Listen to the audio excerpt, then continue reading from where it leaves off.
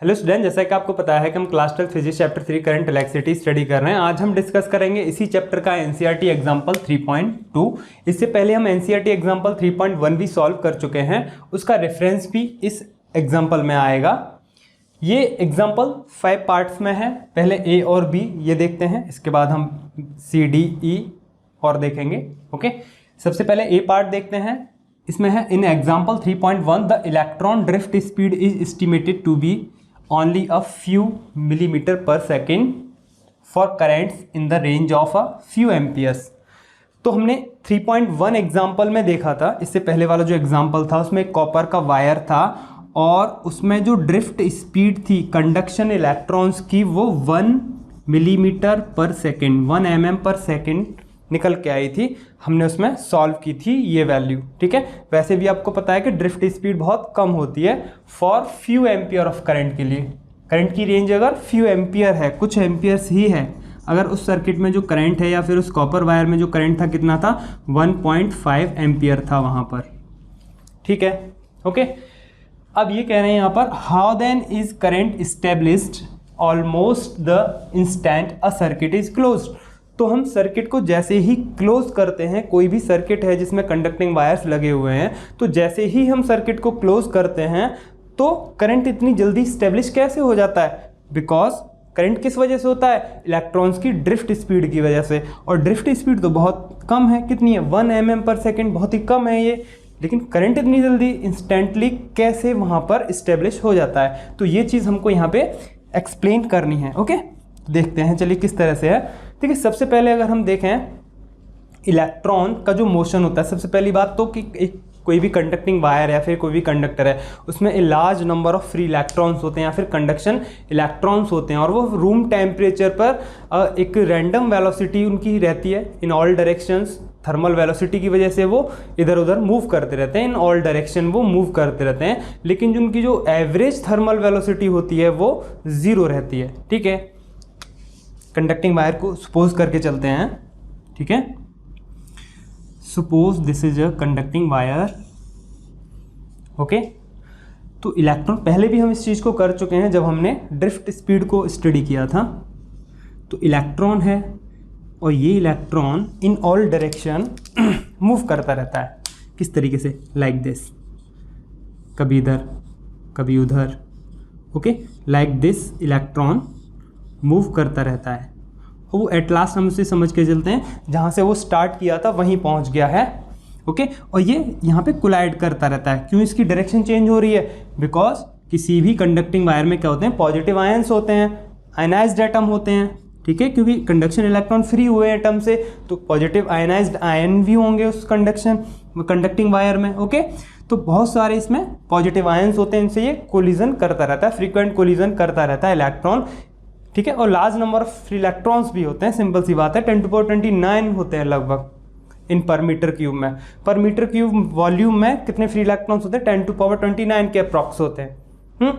तो होता क्या है एक्चुअली कि ये एवरेज थर्मल वेलोसिटी इनकी क्या रहती है? 0 रहती है। जहाँ से स्टार्ट किया वहीं वो पहुँच गया, तो कोई भी हमको यहाँ मोशन नहीं मिला इलेक्ट्रॉन के।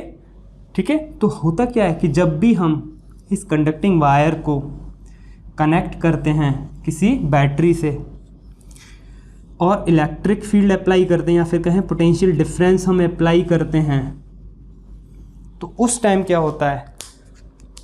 जैसे ही हम यहाँ पे पोटेंशियल डिफरेंस अप्लाई करते हैं तो इस कंप्लीट वायर में यहीं से लेके इसको, तो मैंने थोड़ा सा पार्ट जूम कर दिया है इस कंडक्टिंग वायर का, तो सब जगह यही हालात होनी है, सब जगह यही चीज़ें होंगी जो यहाँ समझा रहे हैं। तो जहाँ पे भी कंडक्टिंग वायर है तो ये कंडक्टिंग वायर के अंदर का प्रोसेस या मैकेनिज्म ही हम लेके चल रहे हैं। ठीक है, तो इस कंप्लीट में इलेक्ट्रिक फील्ड अप्लाई हो जाएगा इन दिस डायरेक्शन, क्योंकि पॉजिटिव टू नेगेटिव। ठीक है, इलेक्ट्रिक फील्ड की डायरेक्शन क्या होती है? Positive terminal of the battery to the negative terminal. Okay, तो यहाँ पॉजिटिव एंड है, यहाँ पे नेगेटिव एंड है, तो इस डायरेक्शन में इलेक्ट्रिक फील्ड होगा। इतने पार्ट की ही अगर हम बात करें तो कंडक्टिंग वायर के, ठीक है, तो इस डायरेक्शन में क्या हो गया? इलेक्ट्रिक फील्ड स्टेब्लिश हो गया। कब स्टेब्लिश हुआ? पहले तो मान लीजिए यहाँ पे ये सर्किट क्या था? ओपन था। तो जैसे ही सर्किट को यहाँ की लगा दी, हमने क्लोज किया, तो इंस्टेंटली जैसे ही सर्किट को क्लोज किया तो इलेक्ट्रिक फील्ड स्टेब्लिश हो गया इसमें एट द इंस्टेंट। क्यों?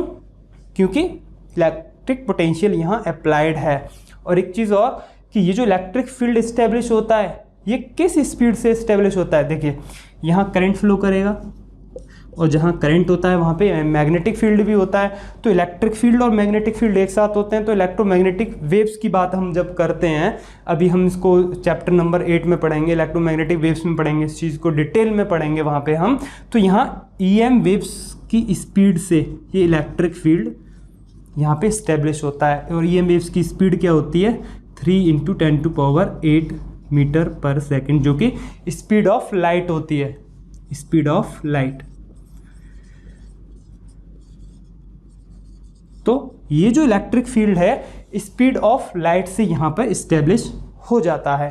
ओके, अब बात करते हैं इलेक्ट्रिक फील्ड तो इसमें इस्टेब्लिश हो गया। अब जैसे ही इलेक्ट्रॉन, ये जो इलेक्ट्रॉन्स हैं इसके अंदर फ्री इलेक्ट्रॉन्स हैं, कंडक्शन इलेक्ट्रॉन्स हैं, ये एक रैंडम मोशन तो कर ही रहे हैं। इसको मैं थोड़ा सा यहाँ से रिमूव कर लेता हूँ, इसे बस आप सोच के चलेंगे इस चीज़ को कि ये रैंडम मोशन करते रहते हैं थर्मल वेलोसिटीज से। तो सपोज एक इलेक्ट्रॉन है ये, और ये रैंडम मोशन से यहाँ जाना चाह रहा था। ओके, यहाँ पहुँचा रैंडम मोशन से थर्मल वेलोसिटी से, और यहाँ उसको मिला एक पॉजिटिव आयन, तो यहाँ पे वो कोलाइड करता। ओके, लेकिन हमने क्या है, अभी यहाँ ओपन मान के चलते हैं, इलेक्ट्रिक फील्ड अप्लाइड नहीं है। अब हमने इसको क्लोज कर दिया सर्किट को हमने जैसे ही क्लोज किया तो इस इलेक्ट्रॉन पर अपोजिट, इलेक्ट्रिक फील्ड इस डायरेक्शन में है, इसके अपोजिट डायरेक्शन में एक फोर्स लगेगा, इलेक्ट्रिक फोर्स लगेगा। ओके, इलेक्ट्रिक फोर्स लगेगा तो उससे एक वेलोसिटी मिलेगी इसको, किसको, इलेक्ट्रॉन को, स्पीड मिलेगी एक ड्यू टू इलेक्ट्रिक फील्ड। तो एक स्पीड तो इसकी थर्मल वेलोसिटी से हो गई इस डायरेक्शन में, और एक स्पीड इसकी इलेक्ट्रिक फील्ड की वजह से हो गई इस डायरेक्शन में इलेक्ट्रॉन की। ओके, अब इलेक्ट्रॉन कहाँ जाना चाहेगा, इन दोनों के बीच में कहीं ना कहीं रिजल्टेंट जिस डायरेक्शन में जाएगा, सपोज रिजल्टेंट इस डायरेक्शन में जा रहा है, तो ये रिजल्टेंट वेलोसिटी की डायरेक्शन होगी इन दोनों वेलोसिटी की जो क्या होगा, कंबाइंड वेलोसिटी होगी, रिजल्टेंट वेलोसिटी होगी। तो अब यहाँ उसको एक पॉजिटिव आयन मिलता है, इसमें बहुत सारे पॉजिटिव आयन हैं, उनसे ये कोलाइड भी करता रहता है ना, ये भी बताया था हमने। अब इलेक्ट्रॉन पहले तो यहाँ पहुँचता, मान लीजिए x है, तो अब कहाँ पहुँचेगा, y पर पहुँचेगा। क्यों पहुँचेगा, क्योंकि हमने इलेक्ट्रिक फील्ड को अप्लाई किया हुआ है, इलेक्ट्रिक फील्ड लगा है तो इलेक्ट्रिक फोर्स भी लगा है। तो इलेक्ट्रॉन अब देखिए x पर ना पहुँच के कहाँ पहुँच रहा है, y पर पहुँच रहा है। तो इस डायरेक्शन में एक इसकी स्पीड आ गई, हम ये कहेंगे x से y तक उसने ड्रिफ्ट किया, खिसक के पहुंच गया, x पर ना पहुंच के y पर आ गया। तो यही वाला जो मोशन होता है x टू y, जैसे ही हमने इलेक्ट्रिक फील्ड अप्लाई किया तो इलेक्ट्रॉन x से y पर आ गया। ठीक है, तो ये ड्रिफ्ट मोशन तो इसका इन वन डायरेक्शन ही होगा। ठीक है, वन डायरेक्शन क्या कि जो इलेक्ट्रॉन की जो थर्मल वेलोसिटी है वो तो किसी भी डायरेक्शन में हो सकती है, लेकिन वो शिफ्ट करेगा। अगर मान लीजिए इलेक्ट्रॉन इस डायरेक्शन में जा रहा है, इस डायरेक्शन में जा रहा होता, ओके, तो यहाँ ना पहुँच के यहाँ पहुँचता फिर। ठीक है, तो इलेक्ट्रॉन ड्रिफ्ट स्पीड इसको मिलेगी इलेक्ट्रॉन को, अगर यहाँ जाना चाह रहा है तो उसकी जगह कहीं और पहुँचेगा, लेकिन ड्रिफ्ट होगा वो toward the electric field, positive terminal of the battery की तरफ वो ड्रिफ्ट करेगा इलेक्ट्रॉन जो है। ठीक है, तो बस ये एक इलेक्ट्रॉन के लिए हम समझ के चलेंगे, और ये कंप्लीट इसमें बहुत सारे इलेक्ट्रॉन्स होते हैं तो सबके लिए यही होगा। बाकी ये यहाँ पे मैं इस चीज़ को रिमूव कर देता हूँ। अब बस ऐसे ही समझ के चलेंगे हम हर बार कि इलेक्ट्रॉन जो है यहाँ से, ये इलेक्ट्रॉन है और ये ड्रिफ्ट करके यहाँ आ गया। तो इलेक्ट्रॉन क्या करते हैं, ड्रिफ्ट मोशन करते हैं। बहुत सारे इलेक्ट्रॉन्स होते हैं, ठीक है, तो उनका एक कंबाइंड इफेक्ट आता है ड्रिफ्ट वेलोसिटी। इस डायरेक्शन में ये इलेक्ट्रॉन्स क्या कर रहे हैं, ड्रिफ्ट कर रहे हैं। बहुत सारे इलेक्ट्रॉन हैं इसमें, यहाँ पर भी इलेक्ट्रॉन है। ओके, तो ये इस डायरेक्शन में क्या कर रहे हैं, ड्रिफ्ट कर रहे हैं, ड्रिफ्ट वेलोसिटी से कर रहे हैं, और बार बार कोलाइड करके ही स्टार्ट कर रहे हैं ये अपना फ्रेश। यहाँ पहुँचा था अभी, ठीक है, इसके बाद ये फिर यहाँ कहीं और कोलाइड कर जाता किसी पॉजिटिव आयन से, पॉजिटिव आयन से तो ये कोलाइड कर ही गया, सॉरी। इसके बाद ये फिर से फ्रेश स्टार्ट करेगा जीरो से, फिर वीडी तक पहुंचेगी इसकी वेलोसिटी। तो यहाँ देखिए, यहाँ अगर हम वेलोसिटी कहाँ से स्टार्ट हो रही है, अगर इलेक्ट्रिक फील्ड अप्लाई है तो ये यहाँ से स्टार्ट होगा इलेक्ट्रॉन ड्रिफ्ट करना और यहाँ तक आएगा। तो ड्रिफ्ट वेलोसिटी इसकी जो ड्रिफ्ट वेलोसिटी है या ड्रिफ्ट स्पीड है इलेक्ट्रॉन की, वो कितनी से स्टार्ट हो रही है, 0 to VD तक पहुंच रही है। वो कहाँ तक पहुंच रही है, 0 to VD। यहाँ पहुंच के मैक्सिमम हो जाती है VD, और यहाँ पे आके इलेक्ट्रॉन फिर से किसी पॉजिटिव आयन से कोलाइड कर गया तो फिर से 0 हो जाएगी। फिर 0 से स्टार्ट करेगा, फिर थोड़ी देर फ्री चलेगा, फ्री पाथ पे चलेगा, फिर VD तक पहुंचेगा, फिर 0 हो जाएगी। तो बार बार 0 होगी, बार बार इंक्रीज होगी और वो VD तक पहुंचेगी। तो किसी भी इलेक्ट्रॉन के लिए 0 to VD तक ये पहुंचती रहेगी। अब देखिए जो इलेक्ट्रॉन है, ये सारे इलेक्ट्रॉन है, मान लीजिए इस एंड पर एक इलेक्ट्रॉन है यहाँ पे, तो वो इलेक्ट्रॉन यहाँ आएगा, इतना वेट नहीं करेगा करंट कि ये वाला इलेक्ट्रॉन जब यहाँ पहुँचेगा तब करंट एस्टेब्लिश होगा। इसमें तो हर पॉइंट पर लोकल इलेक्ट्रॉन्स हैं, ठीक है, हर पॉइंट पर फ्री इलेक्ट्रॉन्स हैं, और जितने भी सारे इलेक्ट्रॉन हैं सारे के सारे ड्रिफ्ट करते हैं। जैसे ही हम इलेक्ट्रिक फील्ड अप्लाई करते हैं या फिर सर्किट को क्लोज करते हैं तो इलेक्ट्रिक फील्ड अप्लाई हो जाता है with the speed of light. Okay, establish हो जाता है इलेक्ट्रिक फील्ड, और इलेक्ट्रिक फील्ड के इस्टेब्लिश होते ही all electron start drifting. Okay, ये वेट नहीं करेगा करंट कि ये वाला इलेक्ट्रॉन यहाँ पहुँचेगा तो यहाँ पे भी इलेक्ट्रॉन है वो भी ड्रिफ्ट कर रहा है, यहाँ पे भी इलेक्ट्रॉन है वो भी ड्रिफ्ट कर रहा है, तो सारे इलेक्ट्रॉन्स एक साथ ड्रिफ्ट करते हैं। तो उनका एक कंबाइंड इफेक्ट होता है। ड्रिफ्ट मीन्स वो एक तरह से इम्पल्स मिलता है सारे इलेक्ट्रॉन्स का इकट्ठा करके, वो जब वो एक कंबाइंड इफेक्ट हमको मिलता है तो वही कंबाइंड इफेक्ट हमको करंट कहते हैं। हम उसको एक झटका सा मिलता है हमको सर्किट में, वही जो झटका है या फिर एक इम्पल्स है उसी को हम क्या कहते हैं, करंट कहते हैं। ठीक है, तो combined effect of all electrons या इम्पल्स इज करंट। ओके, तो करंट को वेट नहीं करना पड़ता कि ये इस एंड का इलेक्ट्रॉन यहाँ पहुँचेगा तब जाके, या यहाँ पहुँचेगा तब जाके करंट इसमें फ्लो हो पाएगा। तो सारे इलेक्ट्रॉन्स एक साथ ड्रिफ्ट करना स्टार्ट कर देते हैं। तो स्टार्ट करते हैं पूरे कंप्लीट वायर में, यहाँ तक ही होते हैं फ्री इलेक्ट्रॉन, तो सारे के सारे एक साथ ड्रिफ्ट स्टार्ट करते हैं। पहले भी मैंने आपको बताया था, अगर किसी ये पाइप है, इसमें पानी भरा हुआ है पहले से ऑलरेडी, और यहाँ से हम थोड़ा सा पानी का प्रेशर और दे दें तो ये वाला पानी इंस्टेंटली हमको यहाँ गिरता हुआ मिलेगा, ना कि ये यहाँ का जो पार्टिकल है वो यहाँ पहुँचेगा तब जाके हमको यहाँ वाटर मिलेगा। इस पाइप में अगर ऑलरेडी पानी फिल्ड है ना, वाटर अगर फिल्ड है तो इंस्टेंटली हमको यहाँ वाटर मिल जाएगा। वही चीज़ है कि इसमें कंप्लीट में इलेक्ट्रॉन फील्ड है ना, और सारे के सारे ड्रिफ्ट करते हैं। इस पॉइंट तक इलेक्ट्रॉन फील्ड है कंडक्टिंग वायर में, हर पॉइंट पर इलेक्ट्रॉन्स हैं, फ्री इलेक्ट्रॉन्स हैं। तो जैसे ही हम सर्किट को क्लोज करते हैं तो हमको क्या मिलता है, करंट मिल जाता है, क्योंकि इलेक्ट्रिक फील्ड स्टैब्लिश हो जाता है। तो इसका आंसर हम किस तरीके से लिखेंगे, electric field is established through out the circuit. ठीक है, through out the circuit electric field establish हो जाता है, सिंपल है। Almost instantly with the speed of light. Okay, with the speed of light, causing at every point a local drift. Okay, एक अलोकल electron drift, क्योंकि हर point पे एक local electron रहता है और जो कि क्या करता है, वो ड्रिफ्ट करता है। Simple. Establishment of a current, जो करंट का जो इस्टेब्लिशमेंट है, does not have to wait, वो वेट नहीं करता किस चीज़ का, फॉर इलेक्ट्रॉन्स। अगर मान लीजिए ये इलेक्ट्रॉन इस एंड पर है, for electrons from one end of the conductor, ठीक है, from one end of the conductor travelling, यहाँ से वो ट्रैवल करके आएगा टू अदर एंड तक, या फिर ये कहें यहाँ का इलेक्ट्रॉन ट्रेवल करके जब यहाँ आएगा तब तक करंट वेट नहीं करेगा। Okay, to the other end. तो ये चीज़ यहाँ पे है कि किस तरह से यहाँ पे करंट इंस्टेंटली इस कंप्लीट सर्किट में स्टेब्लिश हो जाता है। Okay, however it does take a little, तो ये थोड़ा टाइम तो ज़रूर लेता है, while for the current to reach its steady value.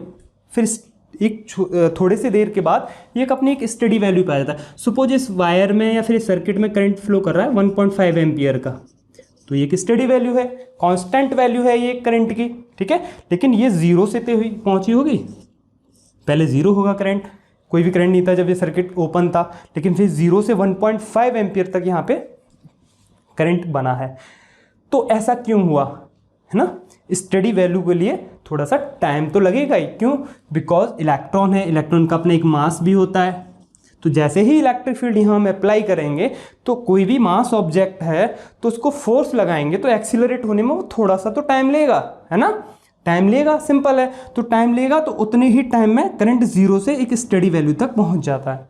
Okay, तो ये सारे इलेक्ट्रॉन एक साथ ड्रिफ्ट करते हैं, कोई कभी किसी से टकरा रहा है, कोई कभी किसी से कोलाइड कर रहा है, तो इनका एक कंबाइंड इफेक्ट ही मिलता है, वही करंट होता है। ओके, तो ये चीज है।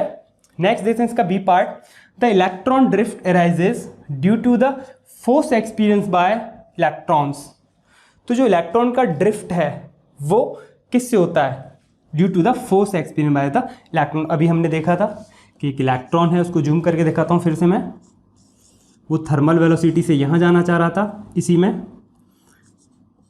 विद थर्मल वेलोसिटी, लेकिन इलेक्ट्रिक फील्ड लगाया हमने किस डायरेक्शन में? इस डायरेक्शन में हमने इलेक्ट्रिक फील्ड लगा रखा है, इस डायरेक्शन में। ओके, कंडक्टिंग वायर में, तो उस पर एक इलेक्ट्रिक फोर्स लगेगा, वही चीज़ है, फिर से एक इलेक्ट्रिक फोर्स लगेगा उस पर। The force experience by electrons, तो ऑल इलेक्ट्रॉन्स एक फोर्स एक्सपीरियंस करेंगे, सिंपल सी बात है, in the electric field inside the conductor, और इलेक्ट्रिक फील्ड है ही इनसाइड द कंडक्टर, सिंपल है। But force should cause acceleration. Force तो एक्सीलरेशन का कॉज होता है ना। किसी भी ऑब्जेक्ट पर, अगर ये ऑब्जेक्ट है, इस पर हम कोई फोर्स लगाएं इस ऑब्जेक्ट पर, तो क्या होगा? इसमें एक एक्सीलरेशन प्रोड्यूस होगा। ये हम मैकेनिक्स में पढ़ चुके हैं, है ना। तो ये इलेक्ट्रॉन है, इस पर अगर इलेक्ट्रिक फोर्स लगा हुआ है तो यहाँ पर एक्सीलरेशन आना चाहिए, एक्सीलरेशन आता है। Okay, why then do the electrons acquire a steady average drift speed. तो फिर इलेक्ट्रॉन एक एवरेज स्टडी ड्रिफ्ट स्पीड ही क्यों प्राप्त कर पाता है ना। तो इसको एक्सीलरेटेड ही रहना चाहिए, क्योंकि फोर्स लग रहा है इलेक्ट्रॉन पे, तो फिर वो एक स्टडी वैल्यू क्यों मिलती है स्पीड की, है ना। जब स्टडी वैल्यू मिल रही है स्पीड की तो इट मीन्स एक्सीलरेशन तो जीरो है ना। जब भाई एक्सीलरेटेड होगी कोई ऑब्जेक्ट तो लगातार उसका एक्सीलरेटेड हो रही है, तो मीन्स लगातार उसकी स्पीड तो इंक्रीज हो रही है ना उस ऑब्जेक्ट की। लेकिन हमको एक एवरेज ड्रिफ्ट स्पीड कैसे मिल रही है? एक स्टडी, एक कांस्टेंट एवरेज ड्रिफ्ट स्पीड क्यों मिल रही है? स्पीड कांस्टेंट क्यों है, स्टडी क्यों है? तभी तो हमको स्टडी करंट मिल पा रहा है। तो ऐसा क्यों हो रहा है? ठीक है, तो ऐसा क्यों नहीं होता कि एक्सीलरेटेड ही करंट क्यों नहीं मिलता? लगातार ये करंट की एक कांस्टेंट वैल्यू क्यों मिल रही है 1.5 एम्पियर। तो जैसे जैसे टाइम बढ़े तो ये तो बढ़ना चाहिए करंट को लगातार कंटिन्यूसली, क्योंकि इलेक्ट्रिक फील्ड लग रहा है, इलेक्ट्रिक फील्ड लग रहा है, तो इसकी वजह से एक्सीलरेशन आ रहा है। तो ऐसा क्यों नहीं होता? देखिए, अभी हमने ये चीज़ बताई थी कि इलेक्ट्रॉन अभी यहाँ पर थर्मल वेलोसिटी से यहाँ पहुँचना चाह रहा है अगर, और यहाँ पर उसको एक पॉजिटिव आयन मिल रहा है जिससे कि कोलाइड करेगा, लेकिन इसको एक इलेक्ट्रिक फील्ड लगने की वजह से इस डायरेक्शन में भी एक इलेक्ट्रिक फोर्स लग रहा है, तो ये एक रिजल्टेंट वेलोसिटी की डायरेक्शन में मूव करेगा। अभी इस चीज़ को हमने यहाँ पे स्टडी किया था। ओके, अभी देखा है जस्ट इस चीज़ को हमने। तो यहाँ पे भी फिर से अगर मान लेते हैं एक पॉजिटिव आयन इसको मिल रहा था, ओके, तो होगा क्या? ये अगर एक्स पॉइंट पर पहुँच रहा है तो ये वाई पॉइंट पर पहुँचेगा। ये बात अभी हमने देखी, यहाँ से यहाँ तक उसने अपनी एक ड्रिफ्ट स्पीड से वो यहाँ से यहाँ आ गया, एक्स से वाई पे, ना एक्स पर ना पहुँच के वो वाई पर पहुँच गया। क्यों पहुँच गया? क्योंकि हमने एक इलेक्ट्रिक फील्ड लगाया हुआ है। इसके अंदर की बात कर रहे हैं अभी जो हमने बात की थी। तो जो ड्रिफ्ट स्पीड है, जो ड्रिफ्ट स्पीड है, ड्रिफ्ट स्पीड किसकी? कंडक्शन इलेक्ट्रॉन या फील्ड इलेक्ट्रॉन की। यहाँ पे अगर हम जीरो लेके चलेंगे, जीरो एट एक्स, ओके, तो ड्रिफ्ट स्पीड वाई पर कितनी होगी? ड्रिफ्ट स्पीड वाई पर एक वी डी वैल्यू लेके चलते हैं हम एट वाई, तो यहाँ पे वाई पर वी डी हो जाएगी। तो जीरो से ही तो इंक्रीज किया है ड्रिफ्ट स्पीड ने। कहाँ से इंक्रीज किया है? Zero to V D. Okay, तो जीरो टू वी डी तक इंक्रीज हुई ड्रिफ्ट स्पीड। यहाँ जीरो थी और यहाँ पे वी डी हो गई, तो धीरे धीरे यह करके यहाँ से एक्स से लेके वाई तक ये इंक्रीज होती गई। ओके, क्यों इंक्रीज होती गई? क्योंकि इलेक्ट्रिक फील्ड लगा हुआ है, तो इलेक्ट्रिक फोर्स लगा हुआ, तो एक्स से पहुँच के एक्स पे ना पहुँच के वाई पर पहुँच रहा है इलेक्ट्रॉन। ठीक है, फिर यहाँ पे क्या हुआ? ये फिर एक और यहाँ पॉजिटिव आयन मिल गया, उससे ये कोलाइड करेगा इलेक्ट्रॉन, है ना। अब तो यहाँ ना पहुँच के इलेक्ट्रॉन यहाँ पहुँच रहा है, तो ये दोनों कोलाइड करेंगे, फिर से जीरो हो जाएगी ड्रिफ्ट स्पीड। मीन्स एक्सीलरेटेड तो हुआ इस रीजन में एक्स टू वाई एक्सीलरेशन तो आया, एक्सीलरेशन तो आया उसके अंदर एक एक्सीलरेशन तो मिला, लेकिन फिर से वो ज़ीरो हो गया। क्या हो गया? ज़ीरो हो गया एक्सीलरेशन यहाँ पे, क्योंकि ये कोलाइड कर गया, फ्रीक्वेंटली कोलाइड करता है। फिर से यहाँ से स्टार्ट करेगा एक फ्रेश मोशन, फिर ये 0 से वी डी तक पहुँचेगा, है ना, एक फ्री पाथ चलेगा। ये फ्री पाथ है, एक्स से लेके वाई तक अगर ये फ्री रह रहा है तो ये फ्री पाथ है इलेक्ट्रॉन का। ओके, तो इतने टाइम ये फ्री रहा, कितने टाइम में होगा उसको रिलैक्सेशन टाइम हम कहते हैं, कि एवरेज रिलैक्सेशन टाइम निकालते हैं, फिर सारे इलेक्ट्रॉन्स के लिए निकालते हैं उस वैल्यू को हम। ओके, तो ये जो एक्सीलरेटेड है, ये एक्सीलरेटेड तो हुआ इलेक्ट्रिक फोर्स लगने से, लेकिन वो एक्सीलरेशन इसका 0 हो गया, बहुत देर तक नहीं रहा वो एक्सीलरेशन। तो हम 0 से लेके एक कांस्टेंट वेलोसिटी तो लेके चलेंगे, फिर कांस्टेंट स्पीड तो लेके चलेंगे एक्स से लेके वाई तक। एक्स से लेके वाई तक एक किस स्पीड से चला इलेक्ट्रॉन, यहाँ 0, यहाँ वी डी, धीरे धीरे करके वी डी तक बढ़ा, लेकिन एक एवरेज वैल्यू इस रेंज में, एक एवरेज वैल्यू तो होनी चाहिए स्पीड की। तो एक एवरेज वैल्यू हम कैसे लेते हैं फिर स्पीड की?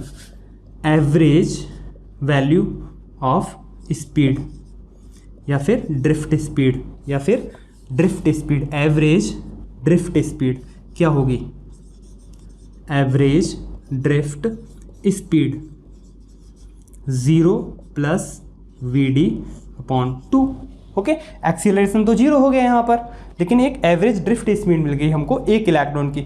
अगर फर्स्ट इलेक्ट्रॉन है उसके लिए 1 ले सकते हैं, सेकंड के लिए वी डी 2/2, थर्ड के लिए वी डी 3/3। तो बहुत सारे इलेक्ट्रॉन होंगे, सबके लिए एक एवरेज हमको ड्रिफ्ट स्पीड मिल जाएगी अलग अलग। फिर उन सब का एवरेज करके मीन निकाल लेंगे हम, तो वो हम एक एवरेज वैल्यू निकालते हैं ड्रिफ्ट स्पीड की। तो ये एक इलेक्ट्रॉन के लिए भी यहाँ ड्रिफ्ट स्पीड है। ओके, एक इलेक्ट्रॉन के लिए भी यहाँ पर ड्रिफ्ट स्पीड है, जो कि एक एवरेज वैल्यू है ड्रिफ्ट स्पीड की। तो वही चीज़ है यहाँ पे, why then do electrons acquire a steady average drift speed.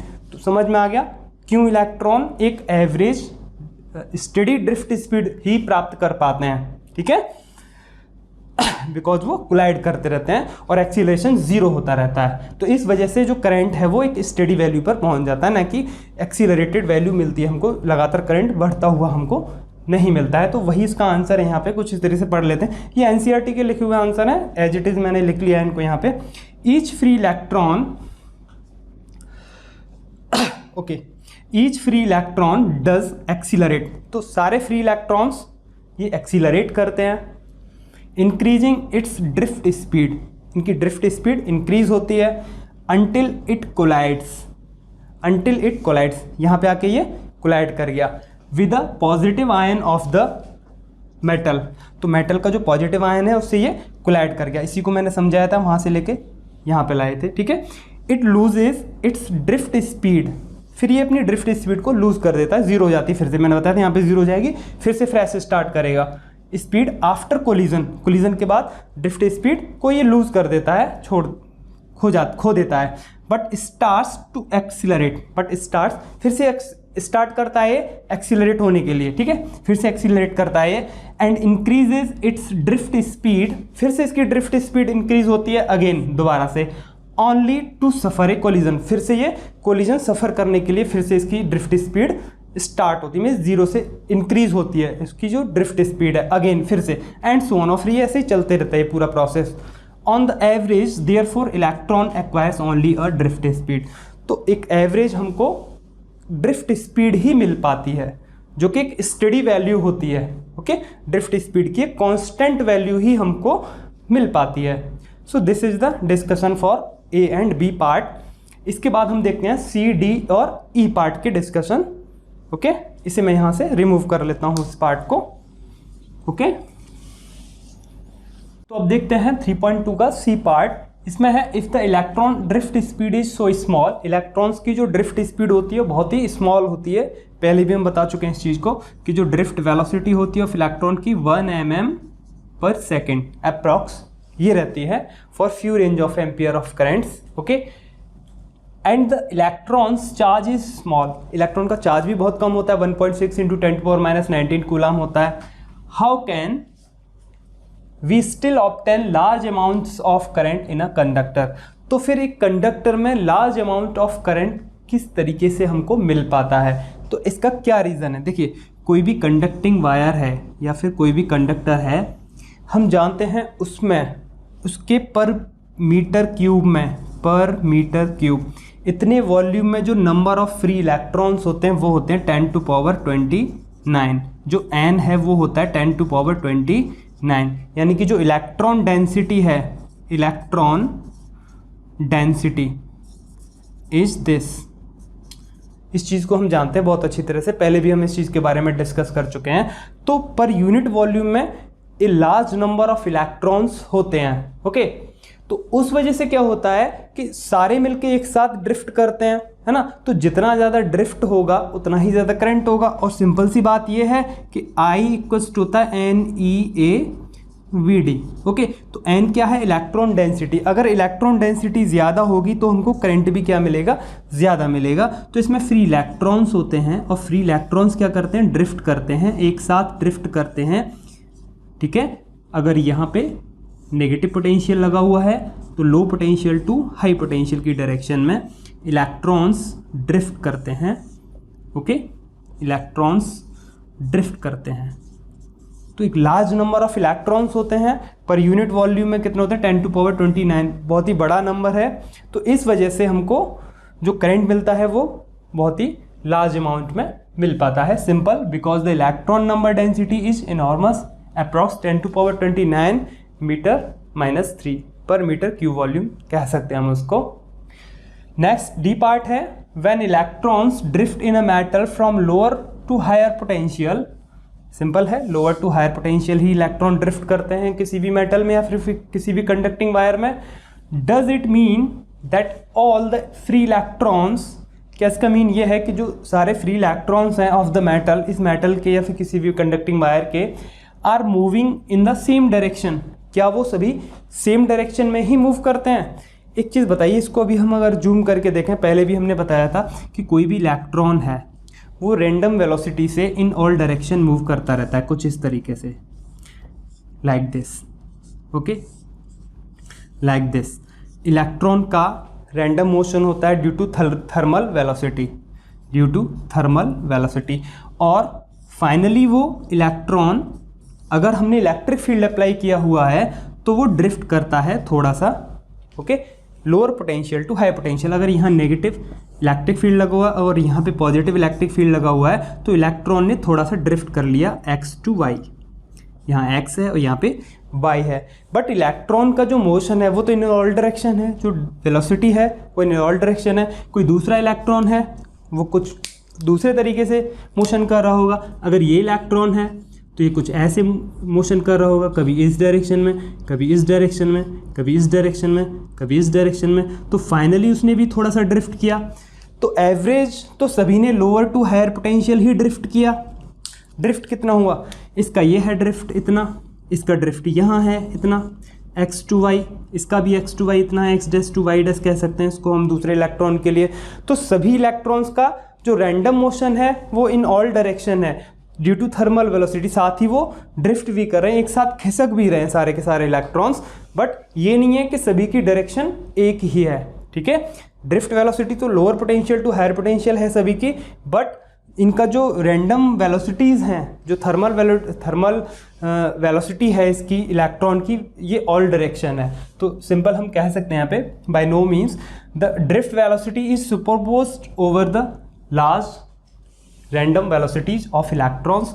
तो जो लार्ज रैंडम वेलोसिटीज होती हैं उस पर सुपरपोज्ड होती है मीन्स अध्यारोपित होती है, फिर लिंक होती है क्या, ड्रिफ्ट स्पीड। क्योंकि यहाँ पे हमने बताया था ये ड्रिफ्ट स्पीड है, दिस इज ड्रिफ्ट स्पीड। वो लिंक रहती है रैंडम वेलोसिटीज के साथ। ओके, तो सिंपल है कि ऐसा बिल्कुल भी नहीं है कि सारे इलेक्ट्रॉन्स की जो मोशन की जो डायरेक्शन है वो एक ही है। ठीक है, मूविंग इन सेम डायरेक्शन में सारे इलेक्ट्रॉन्स मूव नहीं करते। The drift velocity is superposed over the large random velocities. तो लार्ज रैंडम वेलोसिटीज होती हैं सभी इलेक्ट्रॉन्स की, किसी की किस डायरेक्शन में, किसी की किस डायरेक्शन में। साथ ही उनकी जो ड्रिफ्ट वेलोसिटी है वो negative to higher potential drift करते हैं सारे एक साथ। ठीक है, simple. Next E, are the paths of electrons straight lines between successive collisions. क्या सक्सेसिव कोलिजन्स के बीच में इलेक्ट्रॉन्स का जो पाथ होता है वो क्या होता है, are the path of the electrons straight line. Between successive collision. Okay, तो सक्सेसिव कोलिजन जो होते हैं मीन्स दो लगातार कोलिजन के बीच में जो इलेक्ट्रॉन का पाथ है वो क्या स्ट्रेट रहता है with positive ion of the metal. तो positive ion of the metal के साथ वो कोलिजन करते हैं, इसकी भी बात हमने अभी की थी। Suppose that this is what conductor, this is conductor और यहाँ पॉजिटिव एंड है और यहाँ पे लोअर पोटेंशियल लगा हुआ है बैटरी का, यहाँ पे पॉजिटिव पोटेंशियल लगा हुआ है बैटरी का। और जो सक्सेसिव कोलिजन है, suppose this is electron, okay, और ये इलेक्ट्रॉन रैंडम वेलोसिटी से सपोज इस डायरेक्शन में जा रहा है, मीन्स थर्मल वेलोसिटी से जा रहा है इस डायरेक्शन में, इन रैंडम डायरेक्शन इस डायरेक्शन में जा रहा है, यहाँ पे आके वो कोलाइड करता है किसी पॉजिटिव आयन से, okay, with positive ion of the metal collide करता है। तो ये कह रहा है कि are the path of electron straight line between successive collision. तो यहाँ पहले उसने कहीं कोलाइड किया था पहले, उसके बाद फ्रेश स्टार्ट किया जीरो ड्रिफ्ट वेलोसिटी से, यहाँ ड्रिफ्ट वेलोसिटी उसकी कुछ और होगी, ठीक है। अभी पहले बात करते हैं हम कि इलेक्ट्रिक फील्ड लगाया या फिर नहीं लगा। तो ये जो रैंडम वेलोसिटी यहाँ जीरो है, ये कोलाइड कर रहा है, यहाँ रैंडम वेलोसिटी जीरो है, फिर यहाँ पे आके रैंडम वेलोसिटी बढ़ गई, ओके। तो ये सक्सेसिव कोलिजन हो गया इसका दो पॉजिटिव आयंस के बीच में, क्लियर है। तो ये कह रहे हैं यहाँ पे इन the absence of electric field. अभी इलेक्ट्रिक फील्ड अगर नहीं लगा हुआ है तो क्या उसका पाथ स्ट्रेट होगा? यस, इसका पाथ स्ट्रेट होगा, क्योंकि दो इलेक्ट्रॉन जो है दो सक्सेसिव कोलिजन के बीच में स्ट्रेट पाथ में होगा, क्योंकि वो डिफ्लेक्ट ही नहीं होगा, क्योंकि कोई भी इलेक्ट्रिक फील्ड यहाँ लगा हुआ है ही नहीं। तो सक्सेसिव कोलिजन के बीच में तो उसका पाथ जो है स्ट्रेट होगा। यहाँ के बाद वो सपोज दैट इस डायरेक्शन में जाता है, फिर यहाँ इलेक्ट्रॉन को एक और पॉजिटिव आयन मिलता है, इलेक्ट्रॉन को इस डायरेक्शन में स्टार्ट किया उसने चलना, तो इतने पाथ में उसका पाथ फिर से स्ट्रेट मोशन हो गया, ठीक है, स्ट्रेट लाइन में हो गया। फिर यहाँ से सपोज फिर न्यू स्टार्ट करेगा तो इतने बीच में फिर से कोलाइड करेगा तो फिर से ये स्ट्रेट हो गया, ठीक है। तो इलेक्ट्रिक फील्ड अगर अप्लाइड नहीं है तो in the absence of electric field, if electric field is zero, उस कंडीशन में स्ट्रेट लाइन पाथ होगा किसका?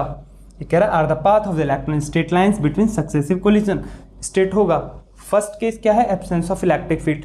अगर प्रेजेंस ऑफ इलेक्ट्रिक फील्ड, अगर इलेक्ट्रिक फील्ड जीरो नहीं है, मीन्स यहाँ इलेक्ट्रिक फील्ड लगा हुआ है पॉजिटिव और यहाँ नेगेटिव, तब उसका पाथ तब भी स्ट्रेट लाइन रहेगा क्या? ये कह रहा है दोनों ही केसेस में, अगर एब्सेंस ऑफ इलेक्ट्रिक फील्ड है तब भी स्ट्रेट लाइन रहेगा सक्सेसिव कोलिजन के बीच में, अगर प्रेजेंस ऑफ इलेक्ट्रिक फील्ड है तब भी सक्सेसिव कोलिजन्स के बीच में स्ट्रेट लाइन ही रहेगा। नहीं रहेगा, क्यों नहीं रहेगा? देखिए अभी हमने देखा था कि ड्रिफ्ट वेलोसिटी की वजह से अगर जैसे ही हम यहाँ इलेक्ट्रिक फील्ड अप्लाई करते हैं तो इलेक्ट्रॉन ड्रिफ्ट करना भी स्टार्ट करते हैं, क्योंकि इलेक्ट्रॉन्स पे एक इलेक्ट्रिक फोर्स लगता है इस डायरेक्शन में। तो इलेक्ट्रॉन अगर यहाँ जाना चाह रहा है तो वो कहाँ पहुँचेगा? यहाँ पहुँचेगा। अगर यहाँ पे भी कोई पॉजिटिव आयन है तो इलेक्ट्रॉन उसकी जगह यहाँ पहुँचेगा, ओके। इलेक्ट्रॉन कहाँ पहुँच रहा है? अपनी दूसरी जगह पे पहुँच रहा है ड्रिफ्ट करके, लाइक दिस। लेकिन यहाँ पर देखिए आप, इसकी इनिशियल डायरेक्शन क्या थी? इनिशियल डायरेक्शन तो ये है ना इलेक्ट्रॉन की, दिस इन दिस डायरेक्शन, लेकिन वो पहुँचा कहाँ? यहाँ पे, ठीक है। तो हम इसका जो पाथ बनाएंगे वो कैसे बनाएंगे? लाइक दिस, ऐसे पहुँचेगा पाथ, ठीक है। बिकॉज सिंपल सी बात, आप इसको इस तरह से समझिए, एक हमने न्यूमेरिकल किया था आई थिंक चैप्टर नंबर 2 में, वहाँ आपने समझा था ये चीज़। कुछ इस तरीके से समझिए आप इसे, एक पैरेलल प्लेट है, पॉजिटिव पोटेंशियल है, ये वही चीज़ है यहाँ पर भी, और ये नेगेटिव प्लेट है, ये नेगेटिव पोटेंशियल पर है। दो प्लेट हैं, पैरेलल प्लेट हैं, और यहाँ से एक इलेक्ट्रॉन एंटर करता है इन दिस डायरेक्शन। सपोज कि ये थर्मल वेलोसिटी या फिर रैंडम वेलोसिटी से यहाँ पे एंट्री किया इस इलेक्ट्रिक फील्ड में। इलेक्ट्रिक फील्ड की डायरेक्शन क्या है? This is the direction, positive to negative, okay. तो इलेक्ट्रॉन किधर जाना चाहेगा? अट्रैक्ट होगा पॉजिटिव चार्ज की तरफ। तो सिंपल है कि इलेक्ट्रॉन इस प्लेट की तरफ अट्रैक्ट होगा। अगर ये पॉजिटिव और ये नेगेटिव नहीं होता तो ये सीधा ही जाता, ओके, स्ट्रेट लाइन पाथ पे ही जाएगा, स्ट्रेट लाइन पाथ पे ही जाएगा अगर इलेक्ट्रिक फील्ड जीरो रहे यहाँ पे। अगर इलेक्ट्रिक फील्ड हम जैसे ही लगाएंगे तो ये जो इलेक्ट्रॉन है इसका पाथ कुछ इस तरह से हो जाता था, यहाँ पे इस प्लेट से टकराता भी था, तो इसका जो पाथ है वो कैसा हो गया? कर्व हो गया, ठीक है। अगर नहीं लगा होता इलेक्ट्रिक फील्ड तो ये यहाँ पहुँचता, अब इलेक्ट्रिक फील्ड लगा हुआ है तो ये यहाँ पहुँच रहा है। वही बात हो गई कि ये ड्रिफ्ट कर गया इतना, यहाँ से लेके यहाँ तक इतना इसने ड्रिफ्ट कर लिया। अगर मान लीजिए यहाँ पॉजिटिव आयन है और ये एक यहाँ पॉजिटिव आयन है, तो अगर यहाँ इलेक्ट्रिक फील्ड नहीं होता तो ये थर्मल वेलोसिटी से यहाँ पहुँचता। ठीक है, अब इलेक्ट्रिक फील्ड लगा है तो ये अट्रैक्ट होता हुआ इस डायरेक्शन में इस पर एक एक्सीलरेटेड होगा मोशन इसका, और एक फोर्स लगेगा इस पर इस डायरेक्शन में, जिस वजह से ये अपना पाथ यहाँ तक लगेगा। तो इसका पाथ कैसा हो गया? कर्व हो गया, ना कि स्ट्रेट लाइन। तो in the presence of electric field इसका जो पाथ होगा वो कर्व होगा। ठीक है, in the presence of electric field curve path पे ये मूव करेगा, और in the absence of electric field ये स्ट्रेट पाथ पर मूव करेगा। Okay, in straight path. तो इसका ये आंसर होगा। Okay, absence of electric field straight path और presence of electric field curve path. Okay, तो आप इसे ऐसे भी समझ सकते हैं यहाँ पे कि ये एक पॉजिटिव प्लेट है, ओके, और ये नेगेटिव प्लेट है। ठीक है, और यहाँ से इलेक्ट्रॉन कुछ इस तरीके से समझिए आप इसे। अब एक और तरीके से, इलेक्ट्रॉन यहाँ है और उसने अपनी रैंडम वेलोसिटी से इस डायरेक्शन में जाना चाह रहा है वो। ठीक है, अभी अगर ये जीरो होता तो इलेक्ट्रॉन यहाँ ही पहुँचता और कोलाइड करता। लगा सक्सेसिव कोलिजन की बात कर रहे हैं, पहले यहाँ किसी पॉजिटिव आयन से टकराया था, फिर उसके बाद ये किसी दूसरे पॉजिटिव आयन से टकराएगा। तो यहाँ से इलेक्ट्रॉन सीधे स्ट्रेट पाथ पर ऐसे जाता। अगर इलेक्ट्रिक फील्ड नहीं लगा होता, इसे अगर हम जीरो कर देते तो स्ट्रेट पाथ होता। अगर हमने यहाँ इलेक्ट्रिक फील्ड लगा दिया, मीन्स ये प्लेट पॉजिटिव हो गई, ये प्लेट नेगेटिव हो गई। ओके, तो अब ये इलेक्ट्रॉन कहाँ जाएगा? कुछ इस तरीके से जाएगा, अपनी जो इनिशियल डायरेक्शन है उसी से लेंगे हम। ठीक है, ये इनिशियल डायरेक्शन से ऐसे पहुंचेगा, यहाँ पे इस प्लेट के पास पहुंचेगा। तो इसका पाथ कैसा हो जाएगा? कर्व पाथ पे। कब? जब इलेक्ट्रिक फील्ड हमने यहाँ पे अप्लाई किया हुआ है, और यहाँ पे जब इलेक्ट्रिक फील्ड अप्लाई नहीं करेंगे तो दो सक्सेसिव कोलिजन के बीच में ये स्ट्रेट पाथ में आएगा। और यहाँ पे हमने पहले ही बताया था कि ये इतना ड्रिफ्ट कर गया, फिर यहाँ ये एक्स और ये वाई। अगर यहाँ पे कोई पॉजिटिव आयन है जिससे ये जिससे ये कोलाइड करेगा, जो इलेक्ट्रॉन है वो एक पॉजिटिव आयन से क्या करेगा? कोलाइड करेगा। तो ये सक्सेसिव कोलिजन हो गए। एक कोलिजन पहले यहाँ से टकराया था, उसके बाद ये नेक्स्ट ये अगर यहाँ पे टकरा रहा है तो ठीक है, यहाँ से यहाँ तक किस वेलोसिटी से मूव किया उसने? एक्स टू वाई, ये ड्रिफ्ट वेलोसिटी से। ड्रिफ्ट वेलोसिटी यहाँ जीरो और यहाँ पे वी, सिंपल है। ओके, तो कुछ इस तरीके से हम इसका सॉल्यूशन दे सकते हैं। ठीक है, तो ए बी सी डी और ई सारे ही पार्ट्स का हमने सॉल्यूशन देख लिया है। तो सबसे पहला पार्ट क्या था? सबसे पहला जो मोस्ट इंपॉर्टेंट था पार्ट ए, उसमें यही था कि इलेक्ट्रॉन जो है, जैसे ही हम इलेक्ट्रिक फील्ड अप्लाई करते हैं, ठीक है, इलेक्ट्रिक फील्ड हम अगर अप्लाई करते हैं यहाँ पे, तो जो इलेक्ट्रॉन है वो 1 mm/s इस स्पीड से ड्रिफ्ट करता है। तो वो इतनी जल्दी कैसे पहुंच जाता है? मीन्स करंट इतनी जल्दी स्टेब्लिश कैसे हो जाता है? तो 1 mm/s से यहाँ से लेके यहाँ तक पहुँचने में तो बहुत सारा टाइम लगेगा। तो सारे इलेक्ट्रॉन 1 mm/s से ड्रिफ्ट करते हैं। और कितने लार्ज नंबर ऑफ इलेक्ट्रॉन्स होते हैं? 10⁻29 पर मीटर क्यूब में। ठीक है, तो large number of electrons drift simultaneously, एक साथ ड्रिफ्ट करते हैं वो। तो अगर हम सिंपल सी बात है कर, इस सर्किट में जैसे ही कोई बल्ब लगाएं, ओके, तो वो बल्ब जैसे ही सर्किट को ऑन करेंगे, यहाँ से की लगा के जैसे ही सर्किट को क्लोज करेंगे, तो तुरंत ही ये बल्ब जो है ग्लो करेगा, जलने लग जाएगा। क्यों जलने लग जाएगा? क्योंकि सारे इलेक्ट्रॉन्स एक साथ ड्रिफ्ट करते हैं, सबका एक कंबाइंड इंपल्स हमको मिलता है। वही कंबाइंड इंपल्स इसके फिलामेंट को एक्साइटेड करता है। सिंपल सी बात, उससे हमको हीट एनर्जी मिलती है। तो जो भी इलेक्ट्रिक एनर्जी है वो हीट एनर्जी में हमको कन्वर्ट होकर लाइट एनर्जी में और हीट एनर्जी में हमको मिल जाती है। Simple. Okay, so this is the complete solution for NCERT example 3.2. So thank you for today.